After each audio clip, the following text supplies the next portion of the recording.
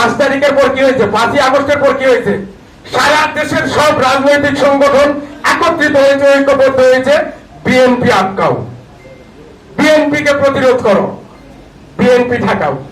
এর কারণ কি? কারণ তারা ভালো করে জানে আমাদের অভিভাবক আগামীর রাষ্ট্রনায়ক তারেক রহমান, ওনার প্রত্যেকটা বক্তব্য আপনারা খেয়াল করবেন যে ওনার উদ্দেশ্য কি। উনি আগেই বলেছেন, আজকে যে সংস্কারের কথা হচ্ছে, এই সংস্কারের কথা তো আমাদের নেতা তারেক রহমান 2023 সালে বলেছেন।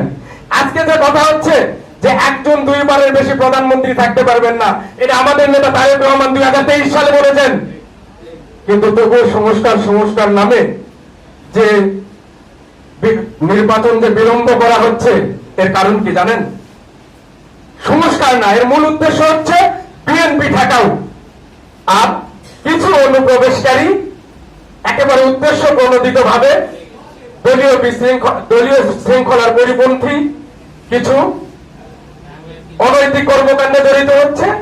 আর ওই যে রাজনৈতিক দলগুলো আছে, আমি তাদের নাম বলতে চাই না, তারা সেই ঘটনাগুলোকে বহু গুণে বাড়িয়ে দিয়ে একেবারে অতিরঞ্জিত করে প্রচার করছে বিএনপির ভাবমূর্তি ক্ষুণ্ণ করার জন্য।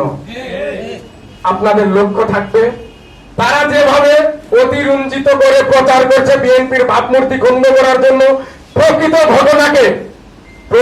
ঘটনাকে তুলে এনে প্রকৃত তথ্যটা সবার সামনে উন্মোচন করা আমাদের লক্ষ্য হবে। এটা আমাদের লক্ষ্য এমন না যে, আমাদের লক্ষ্য কখনোই এমন হবে না মানুষ সমালোচনা করবে আমাদের কর্মকাণ্ডে। আপনারা 5ই আগস্টের পর থেকে যে কথাগুলো বললাম, আপনারা খেয়াল করে দেখুন।